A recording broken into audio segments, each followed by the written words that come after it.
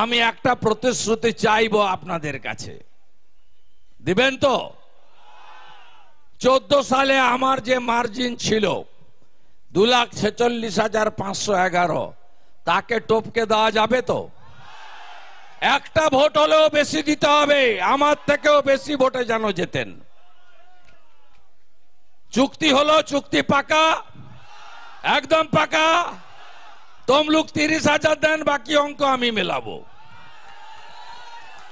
Tamluk 30,000 margin দেন, বাকি অঙ্কটা আমরা মেলাবো। একটু তাড়াহুড়ো করছিলাম কারণ আমাকে উলবেড়িয়া লোকসভা কেন্দ্রের শ্যামপুরে যেতে হবে। এখান থেকে 1 ঘন্টা তো লাগবেই। এখান থেকে বাগনান, বাগনান থেকে 25 কিলোমিটার। সেখানেও মাঠ প্রায় ভরে গেছে। আপনি ভাবছেন উলবেড়িয়া জিতব কি করে? আমি বলছি উলবেড়িয়াও পদ্ম ফুটতে চলেছে, চিন্তার কোনো কারণ নাই। গত পরশুদিনের হাইকোর্টের যে রায় ডিভিশন বেঞ্চের, তারপরে 8 থেকে 80 সবাই বলতে শুরু করেছে শুধু বিজেপি বা অন্য লোকেরা তৃণমূলকে চোর বলতো। এখন হাইকোর্টের ডিভিশন বেঞ্চ সিলমোহর লাগিয়ে দিল।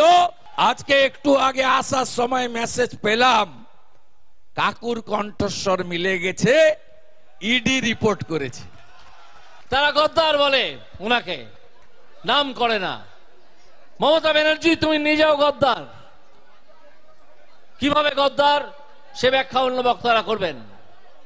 তোমার দলে একজন শিক্ষামন্ত্রী আছে বর্তমান, তিনিও আগে সিপিএম করতেন, তিনি তোমার দলে এসে যোগ দিয়েছেন। তাকে তুমি কোনোদিন গদ্দার বলেছো? বলনি।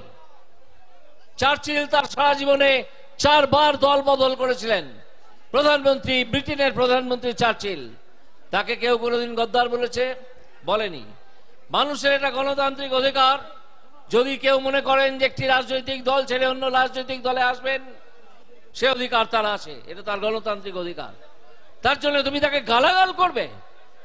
নিজের দলে তুমি নিজে গদ্দার, তোমার নিজের দলে অনেক গদ্দার আছে, তাদেরকে কোনোদিন গালাগাল করেছো, গদ্দার বলেছো? বলনি।